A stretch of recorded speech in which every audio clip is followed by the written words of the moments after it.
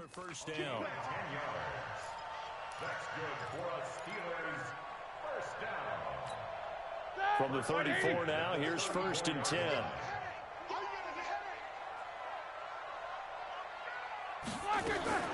They'll run again with Samuels on 1st down. He's going to be out of bounds on what's going to wind up being the final play of quarter number 3. Back now in Pittsburgh. It's the Steelers with the football, but trailing here as we get going in quarter number 4. Back-to-back good plays have them on the move on 1st down. Check Nicholas, 66. Recon, 132 fighter. Out of the gun, it's Roethlisberger. Escaping the pressure right. He'll run it. He'll wind up getting 9 after tucking it and running, so it'll leave him with 2nd and a yard. The best quarterbacks that ever played the game all wanted to blend in with their teammates and be one of the guys. But sometimes you got to take modesty and put it aside. You're the franchise quarterback, the face of the team, and the guy that leads them to victory. You have to get down and protect yourself and not take hits like that. And the Steelers on 3rd down. They've hit it 50%, 3 of 6 to this point. This time it's 3rd and 3. 57, Mike, 57. Roethlisberger. And he'll find Washington. That's complete. And he gets the first down yardage he needs before he's brought down at the 6. They're able to convert on 3rd down, and that sets up a 1st and goal. 1st and goal, and they got to be thinking a chance to get right back into this football game. And not a whole lot there. He does get a couple, taking it from the 5 down to the 3. So the ball position now at the 3. Here's 2nd and goal. Now it's Roethlisberger. Juju Smith-Schuster, the intended receiver that time. But now it's 3rd and goal. By the way, I got to apologize because I just realized for about the last 4 or 5 plays, I'm eking over into your territory up here in the booth. My bad. I'm going to get back over to my spot. Yeah, we're not talking about our on-air commentary. I mean, what is all this extra paper? I mean, this is unusual for you. My bad. Normally you run a really tight ship. What's going on here? Just like that incomplete pass, I'm going to try to tighten things up here for this next play. Boswell's kick is good. And that'll make this an 8-point game. All right, so they needed 2 scores to get back in the game. The field goal there, maybe not exactly what they wanted, but the necessary first step. There's still time remaining, and there's enough time to get it done. They've got to get at the least a 3-and-out here to get the ball back, preferably a takeaway. And all that worked, but he stopped where he ultimately would have been, and he's simply taken a knee, and that's the 25-yard line.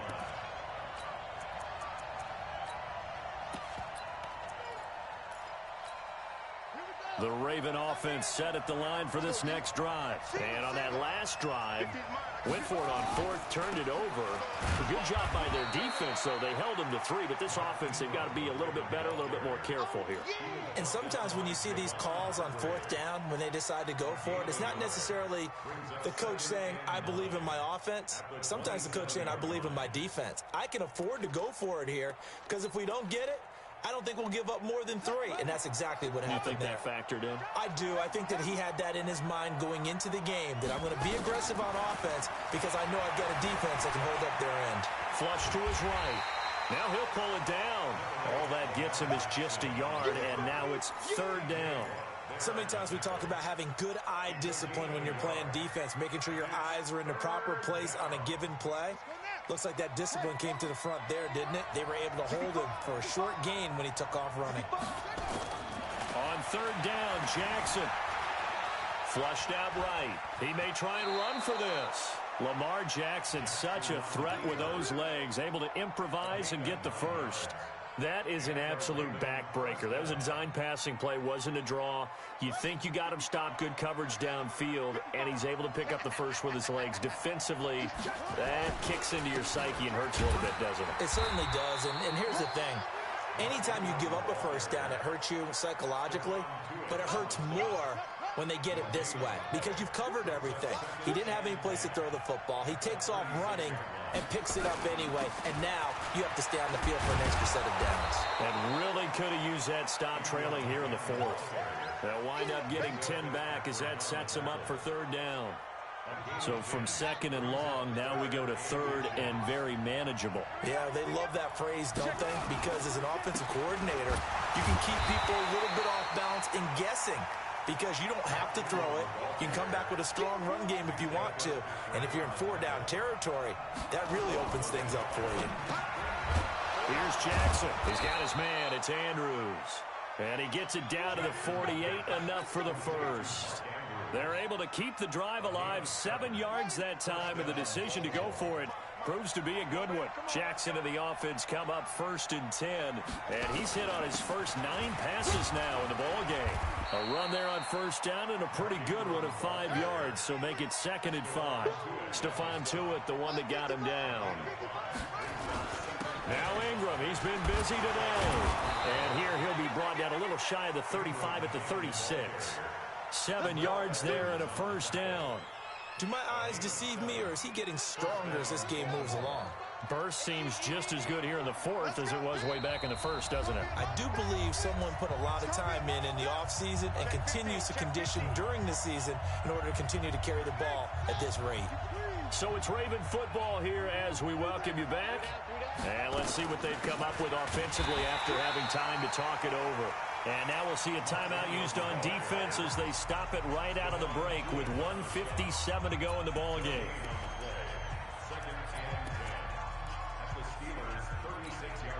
Officially nothing on that last run. They'll try again 2nd and 10.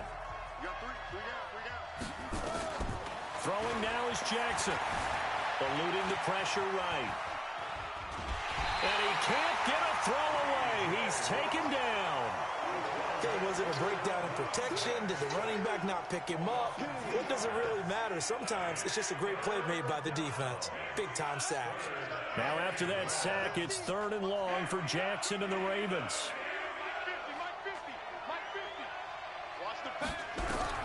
Now Jackson. And look at this. They get the turnover they needed. It's intercepted. Picked up by Minkah Fitzpatrick. So, my goodness, I would have thought this possible not too long ago, but that turnover there means we have a game again. Yeah, it's been a completely different team here in the second half. I just wonder on the other side of the field, where the starters telling the backups, get ready, you're going to get some playing time. And now guess what? Hope they didn't cut the tape off of their wrists and ankles. They've got to go back out there and play. Back to throw. Throw left side, complete to Smith-Schuster. And they'll take him down at the 31-yard line. 9 yards to pick up there, and it's a 1st down. Back to throw. Got an open man. It's Washington. A good pickup there. 8 yards on the 1st down completion. Facing a 2nd and 2 after that last catch. Good for 8 yards. They'll look to throw. Complete. It's Johnson. And able to rip off a big chunk of yardage before being dropped inside the 40. Now the Steelers use the 2nd of their 3 timeouts as they'll get it with just a shade under a minute to go in the game. He'll look to throw. And that is incomplete. He couldn't hold on through the contact. Brings up 2nd down. That would have been a tough catch, but in this 2-minute drill, those are the ones you really hope your guys come up with. Yeah, you don't want your guy to be able to take the out because it was a tough catch. You needed him to come up with that one because if he does, it alters the perspective of this 2-minute drill, doesn't it? And he's got his man, the tight end, McDonald. And they move this all the way down to the 9. Give him 30 yards there. Another shot from the 9 on 2nd and goal. Black 20. 36. Here we go. Let's bring it. Now it's Roethlisberger. To the end zone, but it's incomplete. A couple extra defensive backs out there in the dime, and because of that, really not many places to throw the football, if any. And typically, what would you want to do against that dime? Run the football. You want to run the ball, but you can't do it in this situation. Not nearly enough time on the clock. You having to really navigate against a tough... And this will be caught. Touchdown. So in the final minute here, now a 2-point conversion will tie the game. So they got the touchdown they needed to cut this to 2, but now they've got to get back to the huddle. No celebration time. Got to figure out what they're going to do on the 2-point conversion. Show that bench release and go. 50 seconds to mine. Here's Roethlisberger. Escaping the pressure right. And it's caught. And with it, we are tied here in the fourth.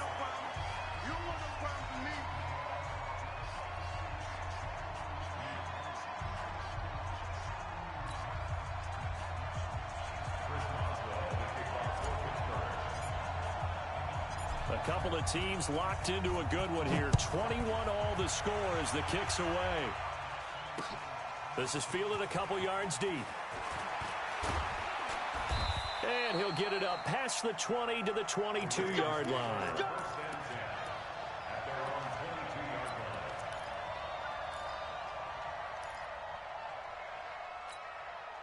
The Raven offense set at the line for this next drive. They have a little bit of time here to get into field goal range. Not much. A tie game, you don't want to do anything crazy, right? I agree with you on that one. Risk-reward, okay? If you go for it, what is the absolute reward on this? But the risk is probably greater.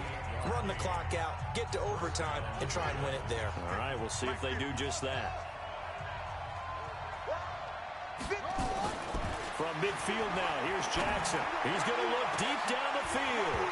And that'll be incomplete with just 6 seconds left on the clock.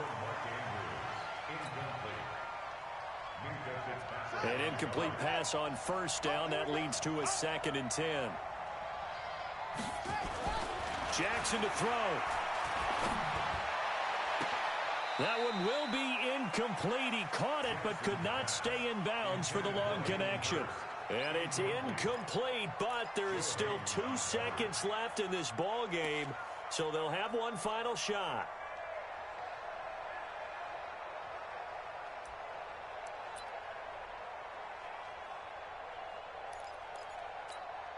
Big play coming up. Here's 3rd and 10. I would expect to see some pressure here. Come on.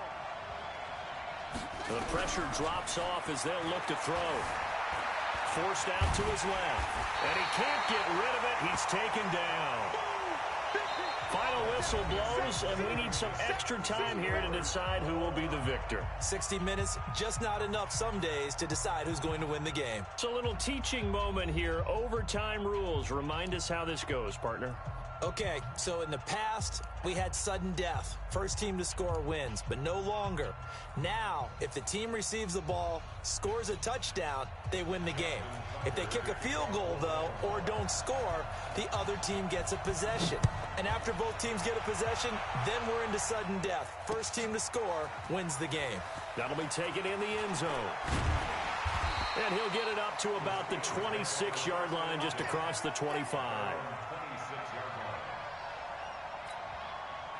The Steeler offense here about ready for their next drive. They control their own destiny here. They have the football in overtime. Obviously, a touchdown would win it. And I think teams around the league are still adjusting to the idea of going downfield, scoring a touchdown wins the game. Oh, and it's intercepted. Picked off by Patrick Onwuasor. And they will finally bring this run back to an end, but not before he's down inside the 5-yard line at the 4. A costly mistake here in OT. And you know what they say, when you throw an interception like that in overtime, you don't usually get a chance to throw a second one. I mean, I'm not sure the analytics on it. Let's ask Marvin, our statistician, to ring that down for us.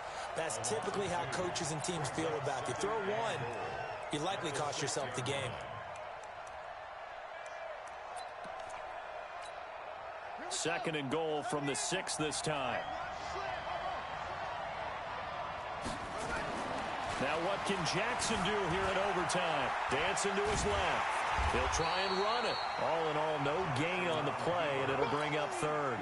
Well, the defensive guys won't be real happy because there won't be a sack on this play because he did get back to the line of scrimmage. But what a job they did overall. Hemmed him in and gave him nowhere to go with the football.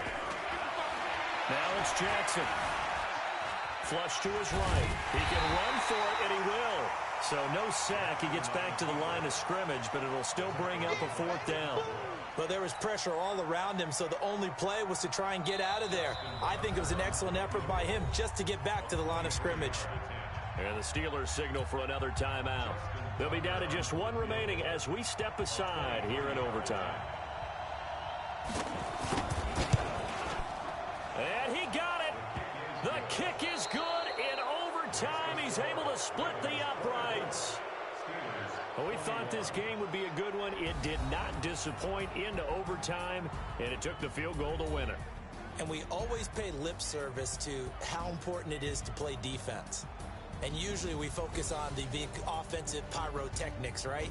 But in this case, they got the ball back on defense, gave themselves a chance, and they capitalized on it with a victory. And I don't care what distance that field goes from in overtime. The knees are always knocking, but he pushed it through. Not only that, think about your snapper, your holder. A lot of nerves for them, too, because they have to do their job in order to give him one last chance to put a foot to it. So that'll just about do it for Charles Davis. I'm Brandon Gaudin. You've been watching the NFL on EA Sports. For more, log on to easports.com.